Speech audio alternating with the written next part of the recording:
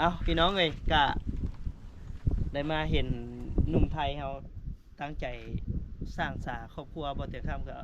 รู้สึกชุ่มชื่นหัวใจ FC ก็คือสิชุ่มชื่นหัวใจคือบ่เตียงคำนี่แหละเนาะเห็นความพยายามในการสร้างเศรษฐกิจครอบครัวบ่ว่าจะอยู่เฮือบ้านลำบากเลยเนาะ มาพี่ก็ยังบ่ได้พัก มาหาเฮียแล้วแฮงงานหนักของเก่าพี่น้องเฮ็ดทั้งเว้นทั้งคืนเลยก่อนนี่พี่น้องนี่แบกพอแต่คำก็คือเห็นนั่นแหละสิมาคุณน้ำสร้างซอยเพิ่นก็คือสิยากเวียกครอบครัวทั้งพุ่นก็บ่ได้อึดพี่น้องเฮาอันนึงมันห่างไกลเนาะอันสองมาเฮาก็ต้องได้ซอยพัฒนาครอบครัวเฮาคือกันมื้อนี้เลยนี่ตั้งใจมามอบให้ 10,000 บาทนะเอา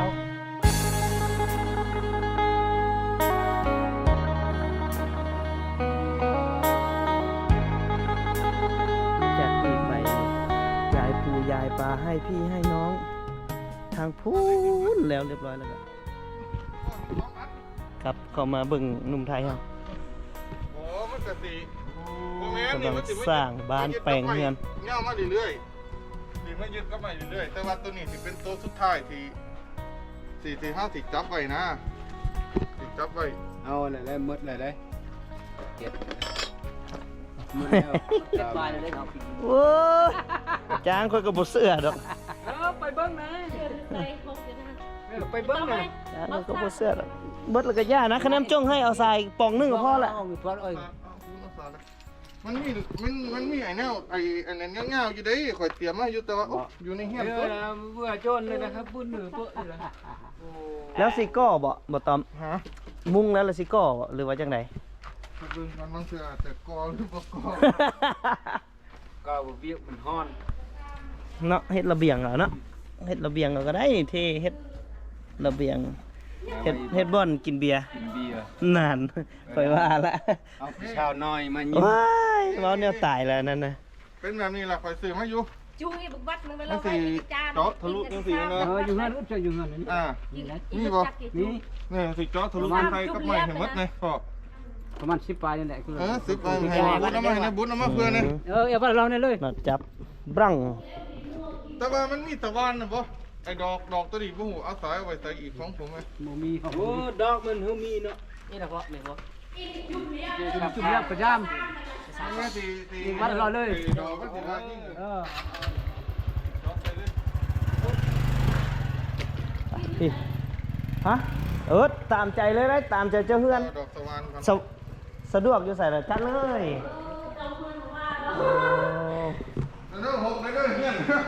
โอ้บรรยากาศพี่น้องตอนนี้กำลังปูกระเบื้องมาหอดเท่เลยของเก็บอย่างเดียวเลยบ่ได้เก็บโอ้ยเอางานการก่อสร้างทางอื่นซะก่อนพี่น้องเอ้ยแนวเฮือนครอบครัวใหม่ก็จะเป็นจังซี่แหละไผก็เคยผ่านมันยังบ่แล้ว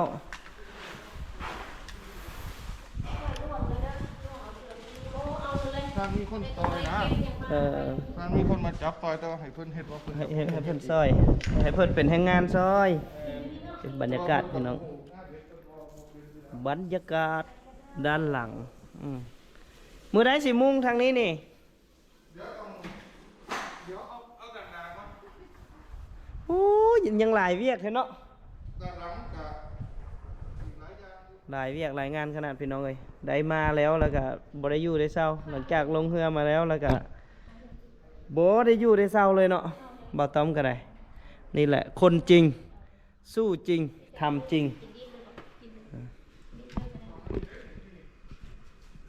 เดี๋ยวเฮาก็สิรอบ่ต้อมจอดนั่นแล้วก็พาเดี๋ยวกินข้าวสามัคคีกันพี่น้องเอ้ยสบายแน่ก็คือแบบสิแหละมีนางร้านเป็นบุญแล้วจังถอดมาอันนึงจังถอดอันนึงมาออกอันนึงต่อยบ่ดิต่อยก็คือแล้วบอกมันพอถึงกายอะไรเนาะผู้ซอยแล้วมันง่อยเบียร์ท่าละมันอยู่คึกคักเบิ่งผู้ซอยกับนายสร้างเอาบ่ถึงนะวางนะถึงเด้ ไอ้หยังสิจี้หยังตัวน่ะ อันนี้ตีก็ได้ต่อขึ้นก็ได้อันนึงไม่ได้เป็นเหยียบเองง่าย ต่อขึ้นเอานะเอาตัวนี้ รถได้รถ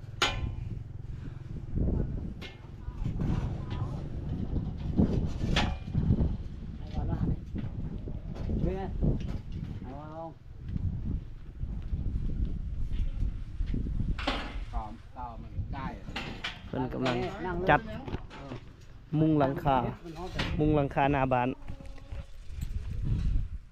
มุงมาเบียร์ ดีแล้วที่ซื้อเหล็กไว้ก่อนเนาะบ่ตอมเนาะโอ้คันบ่ซื้อเหล็กนี้ไว้ก่อนนี่จังเบิ่งอีกโอ้ย 340 บาท ตะกี้ได้ แม่น เดี๋ยวนี้เด้ 4 400 กว่าละ นอน โอ้ บุญเหลืออันนึงก็ได้บุญเหลือเล็กอันนึงก็ได้ บ่ฮ้อนนะน่าจะบ่ฮ้อนดอกคันนี้ก็ แม่เหลือเอาของเธอออกก่อน แล้วเดี๋ยวยกนั่นแล้วไป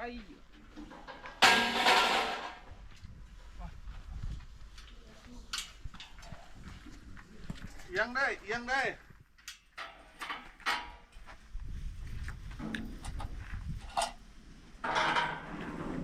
ตอนนี้เพิ่นกำลังจัด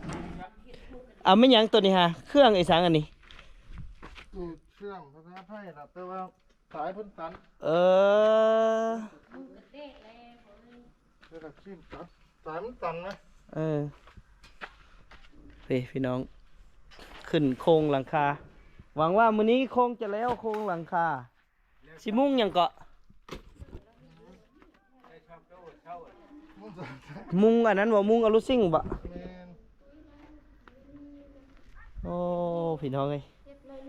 จัดหนักจัดเต็มจักมื้อและอันมาเลยเฮ็ดเวียกว่าสิ ตั้งแต่เริ่มมา เฮ็ดแต่เวียกเฮือนเวียกซ่านบ่เฮ็ด ตอนแรกมาล่ะ ปลูกต้นไม้กับเบิดมือ เออ มือซื้อหันขุดน้ำสร้างเข้ามาแล้วก็โบเฮ็ดอีหยัง เออเฮ็ดได้สิมีน้องโม่ได้ดิโอ้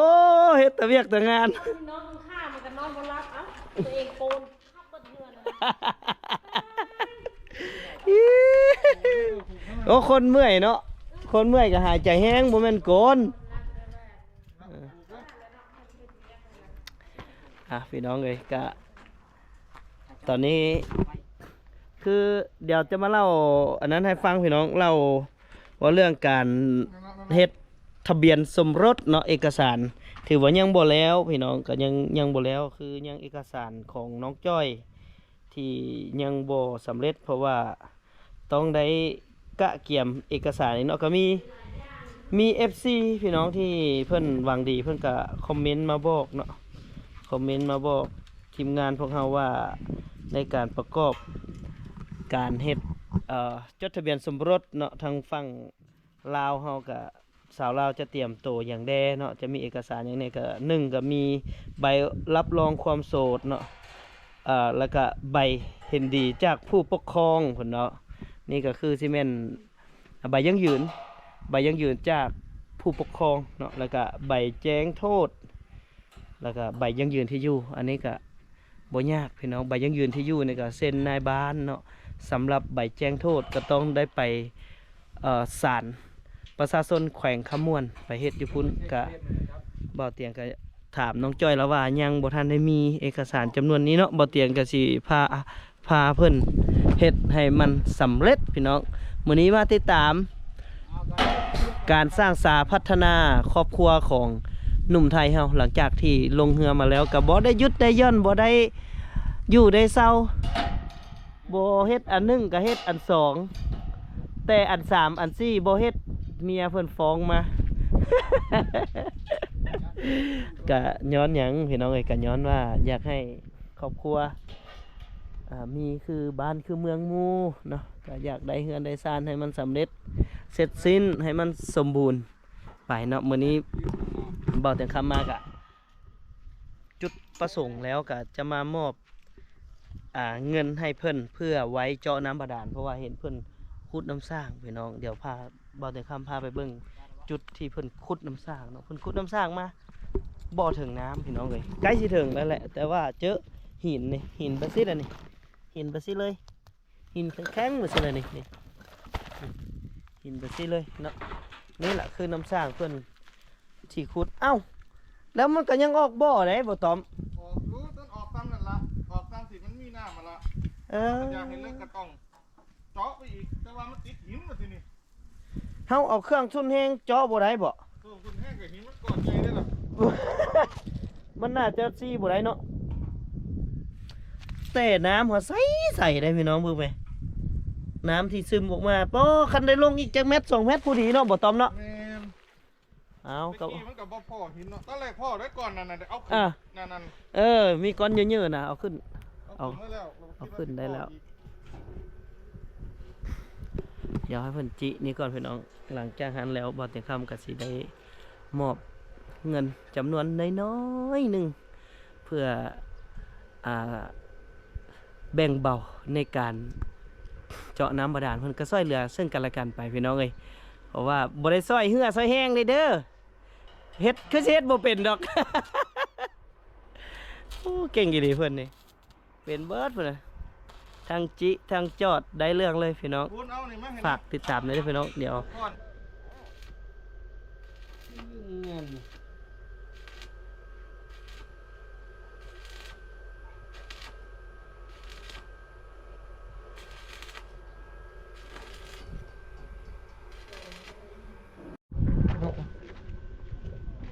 ยังใครแต่มีนั่งร้านนี่เนาะ ยุ่งเฮงไงไป มึงเดี๋ยว ถึงทางเด้อ ได้บ่สมาเทิงละติยับไปอีกได้จังไดน่ะ ตรง เบิ่งมาเอาย่อซอยทางนี้เดี๋ยวเด้อเบิ่งได้ต่ำกล้องเลย ยกขึ้น ยกเลยยกออกมาทางนอกบ่ต้อง ไปยกออกเฮ้ย ยกลงเลยไอ้ทางตัวนะ เอาลงนี้ ยับล เอ้ ง ยบักนี่ อันนี้เฮ็ดสูง เอายับมาเอายับมาข้างกลางรถ นี่พ่อ จะบ่ย้ายอะไรเนี่ย อีก เอา พ่อ ย้ายอะไรเนี่ยเทิงอยู่ว่าจอดทางนา ไหน ทางนั้นทางนี้นี่กายเครื่องแล้วนี่ ตัวนั้นก็ต้องยับไปในจังหน่อย เอายับไปหันเองเลยนี่ไง นั่นถือว่าถึงรถส่งเอาส่งนี่พอแล้ว ไหนวะ ได้บ่ ไปดิก่อน เที่ยงอยู่บ่ เฮ้ยมันบนลุกก็ มันบ่ล้มแล้วแหละสำนี้นะ อย่างนึง เอานอกบ่เพิ่น พอแล้วคนละดึงไม่ได้ ปันเวนอายเปลี่ยน ก็ต้องดึงไปหมดเก้าตอนเอาตัวนี้มาดีตอนเอาตัวนี้มาพี่ตัวนี้ก็เลยไปแทน อันนี้เอามานี่ ถูกไหม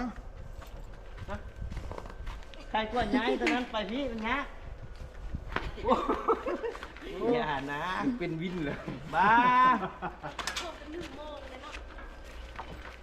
มาเฮ็ด เงามา ตอนเที่ยงเลย ไป เนาะ ดูไปเลย เงาอีก บ้าผูกนี่จะพูดได้บ่พ่อกะไว้น่ะ โตะชิโตะเซฟเฟซบุ๊ก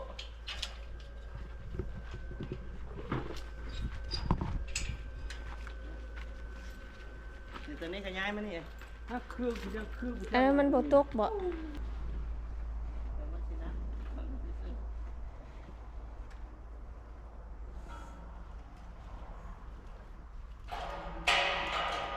ท่านเดี๋ยวไล่ดีกันไหนดอกเพราะว่าท่านต้องไปเก็บงานอีกไปเก็บงานสุดละจุดให้มันได้ก่อน ในโครงมันก่อนเนาะไปเดี๋ยวเลยได้บ่ เฮงไหมทางที่เจ้า ยิบเนาะ ยังหมุนเด็ดตรงไหน ยังเอาลงอีก ลงยับขึ้นดิ ไปคุ ยับ ณ ยับนี่ยับมาทางบ่ต้อมอีกมันสูงเด้น่ะ ยิบมาเลย เอาตัวนี้สูงกว่าว่ะอีกหน่อยหนึง ลงเลยคุณ กอง ไป ข่อยกันแนมตะพุ้นแล้วข่อยกันดิ เอาได้ละ 128บ่ได้บอกเลขเด้อ36บอกออกบัดนี้ได้ ได้ยัง ได้ละ ตั้งลงมือ ไกลหมดอีกน้อยนึงครับ เนี่ยกันไหม 1 2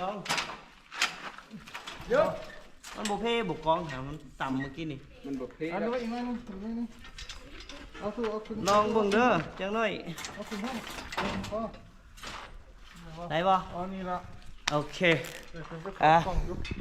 โอ้ได้เซ็กเบิ่งเด้อกองกันเด้อ บุญว่าต้องมีบุญ ให้ต้ม ต่ำแห้งอยู่ได้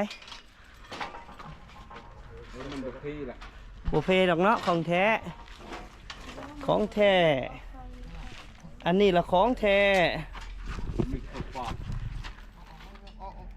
มานั่งก็ได้อ๋อ ให้มันคือบน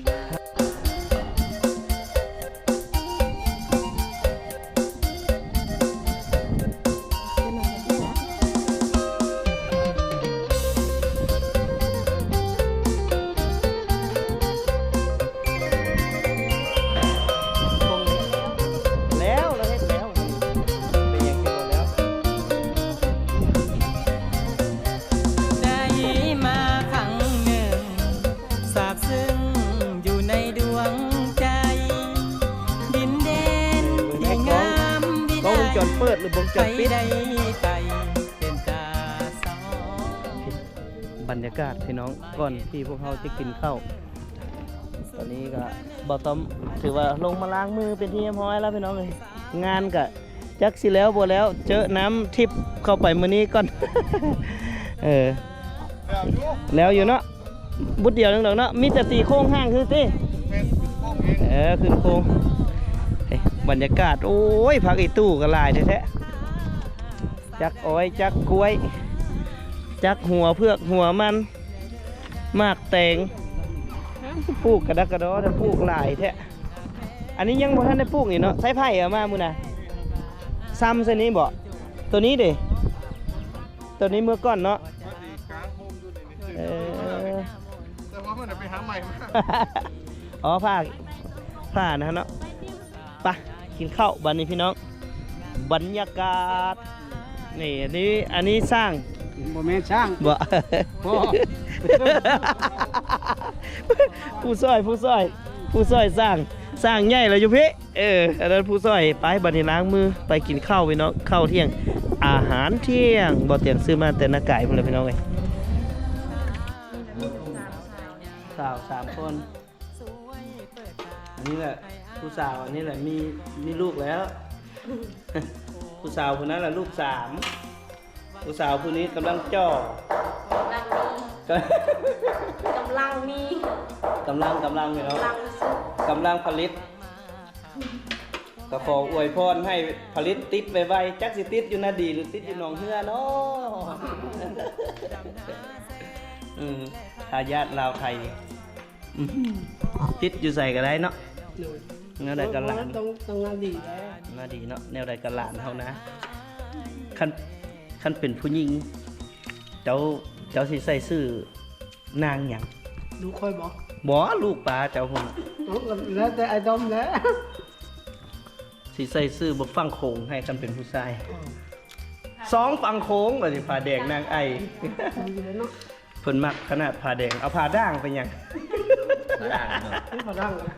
อันน้องเล่นในลูกใส่ซื้อผู้บ่าวเก่าเด้อ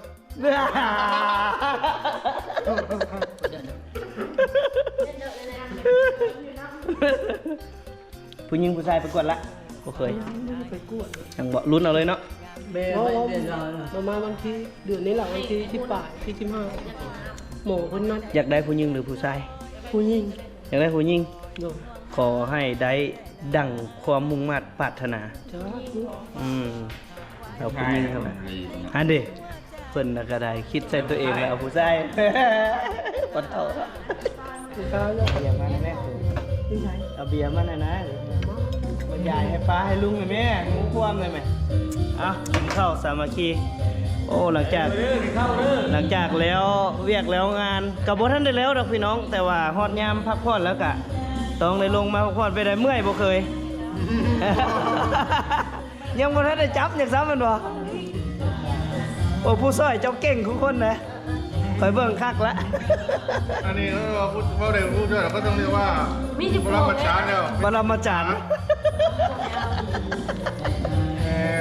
เอามวนพี่น้องกินข้าวฟังเพลงไปนำเอา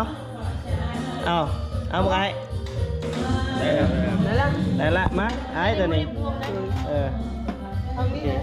โอ้ยบ่เมื่อยดอกอย่างน้อยกับเมียข้างๆถ้าเบิ่งอยู่สบายดีวันนี้ก็มีพ่อเท่าพิเศษเนาะมีแต่พี่แต่น้องพ่อเท่าแม่เท่ามีแต่พ่อเท่าพ่อเท่ามา อาหาร พ่อเท่าสาย ก็เป็นไอเดียทำซื้อมาผ้า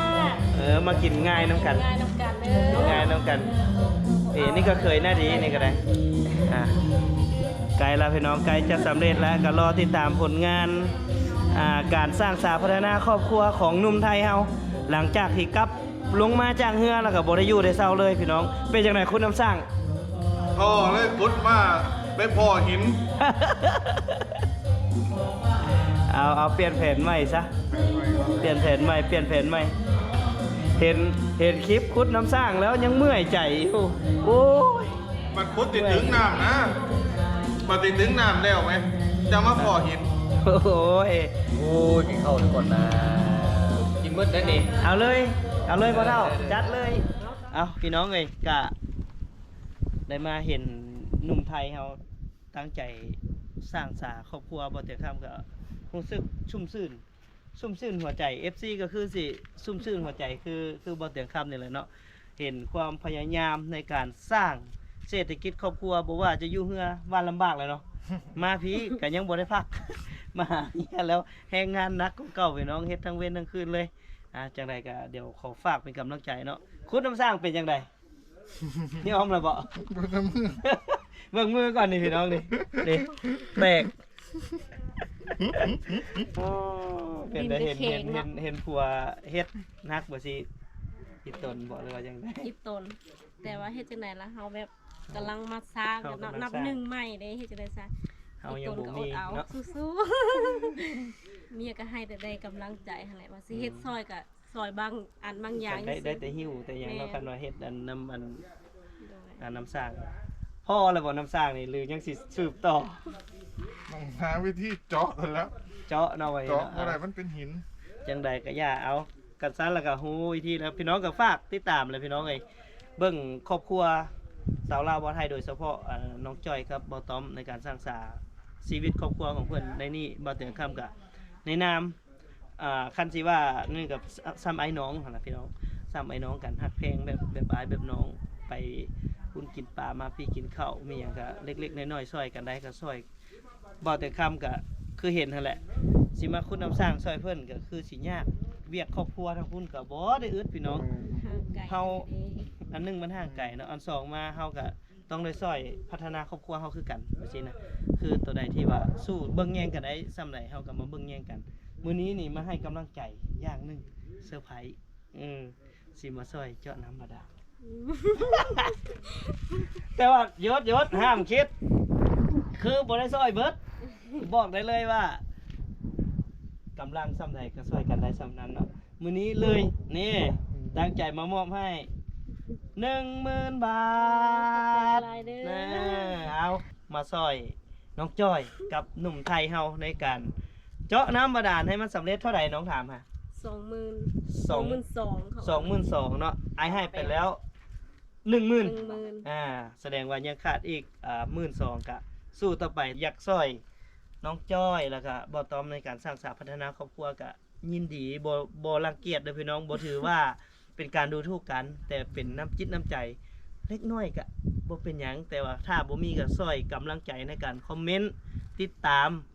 คลิปของพวกเฮาแล้วก็ติดตามเรื่องราวเนาะความรักของพวกเฮาไปสิก็ดีแล้วเอาจังได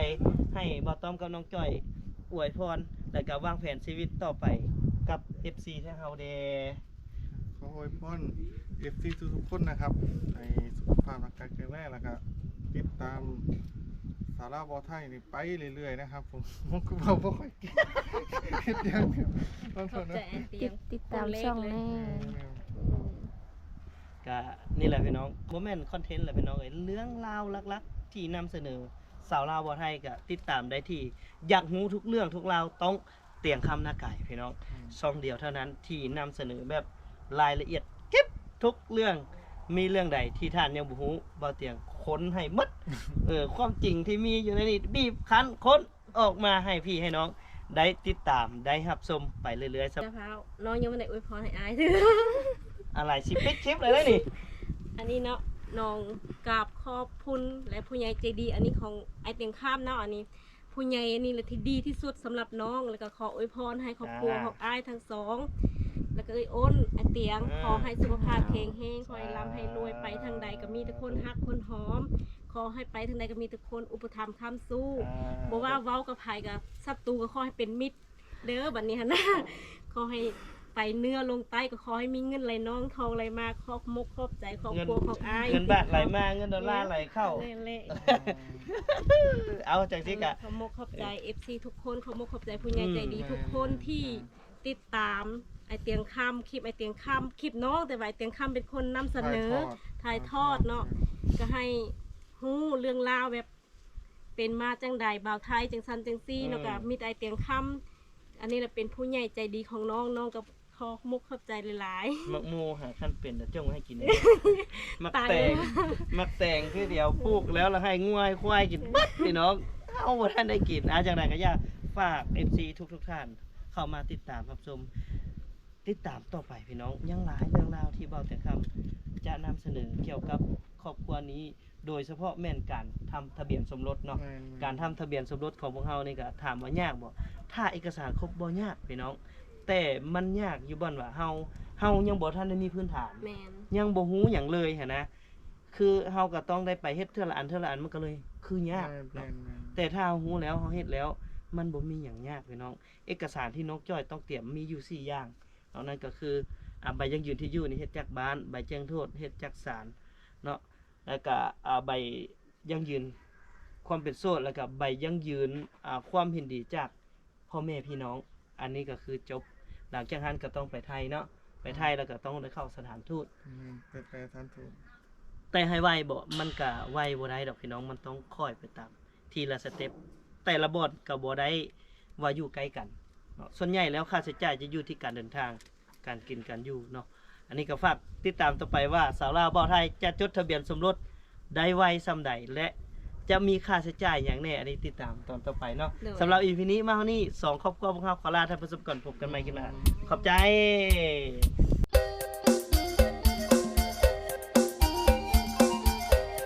แปลว่าสำเร็จลุล่วงแล้วพี่น้องกะเรียบร้อยแล้วเนาะหนุ่มไทยเฮาจัดการสำเร็จแล้วยังด้านหลังและทางข้างอีกพี่น้องเอ้ยขอขอบใจสำนี้แหละ